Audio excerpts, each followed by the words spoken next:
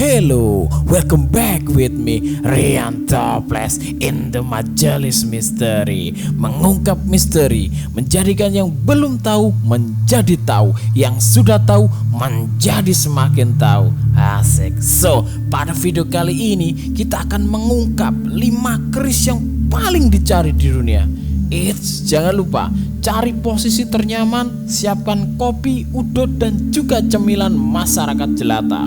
Tanpa banyak bacot seperti janji para calon penguasa, langsung saja kita masuk ke videonya. 5 keris yang paling dicari di dunia. Ada 5 keris yang paling ampuh di tanah Jawa, yang paling dicari di dunia. Yang pertama, keris Empu Gandring. Pusaka tanah Jawa yang paling ampuh pertama yaitu keris Empu Gandring, di mana keris ini ada sejak zaman kerajaan Hindu-Buddha bernama Singosari. Pusaka yang dibuat oleh Empu Gandring ini sebenarnya merupakan milik Raja Ken Arok. Keris ini menjadi legenda di Indonesia karena kisah misterinya.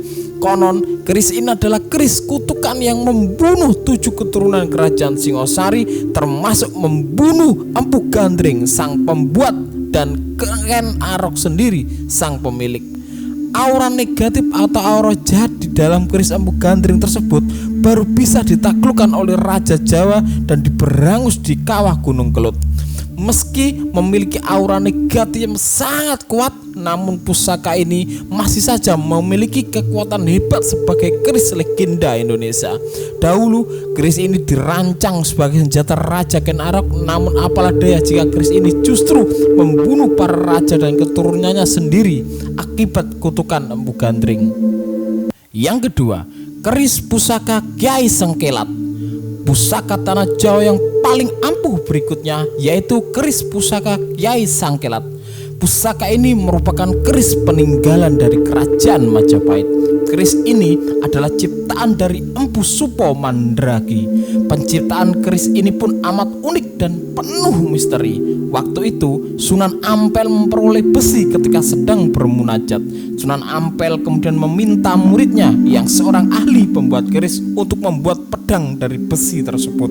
Karena besi tersebut dianggap istimewa, Empu Supo justru membuatnya menjadi keris dengan look 13. Ketika hendak diserahkan, Sunan Ampel merasa kecewa karena yang ia pesan adalah pedang, bukan keris. Keris baginya dekat dengan budaya Hindu sehingga sang Sunan tidak berkenan.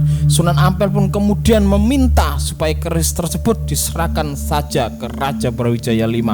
Karena kehebatannya, Prabu Brawijaya pun menjadikan keris tersebut sebagai maskot kerajaan. Sampai saat ini ternyata keris pusaka Kyai Sengkelat menjadi salah satu pusaka tanah Jawa yang paling ampuh dan paling dicari. Yang ketiga, keris pusaka Setan Kober.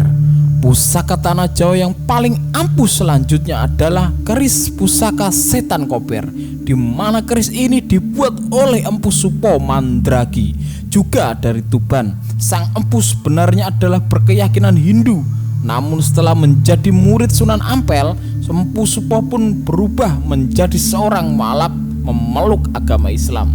Meskipun sudah memeluk agama Islam, Empu Supo masih jago membuat keris. Ia pun membuat satu keris yang dipakai oleh Kanjeng Sunan Kudus. Keris ini terkenal sakti, namun kekurangannya keris ini dapat menimbulkan aura cepat marah atau membakar emosi pada orang yang tidak kuat mengendalikannya. Keris ini makin terkenal ketika diberikan pada murid Sunan Kudus yang bernama Arya Penangsang. Arya Penangsang ini dikenal juga sebagai Adipati Jipang. Sampai saat ini keris pusaka Setan Kober pun masuk dalam daftar pusaka tanah Jawa yang paling ampuh dan paling dicari di dunia. Yang keempat, keris pusaka Naga Sastra Sapu Inten. Keris ini adalah salah satu dari 5 pusaka tanah Jawa yang paling ampuh karena dapat menghindarkan kerajaan Majapahit dari serangan wabah penyakit. Juga dapat menghindarkan kerajaan tersebut dari serangan kerajaan Blambangan. Dahulu keris ini pun dibuat oleh Empu Supo Mandragi. Waktu itu kerajaan Majapahit sedang murat-marit karena wabah penyakit dan serangan dari kerajaan lain. Sang raja pun kemudian memerintahkan kepada Empu Supa untuk membuat sebuah keris yang mampu membuat Majapahit tentram kembali. Setelah bertapa selama 40 hari di sebuah bukit, Empu Supo kemudian membuat keris pusaka naga sasra Sabu Inten ini. Bentuk kerisnya mempunyai leluk 13 serta ada ukiran kepala naganya. Keris tersebut juga dipenuhi dengan ukiran emas dan berlian.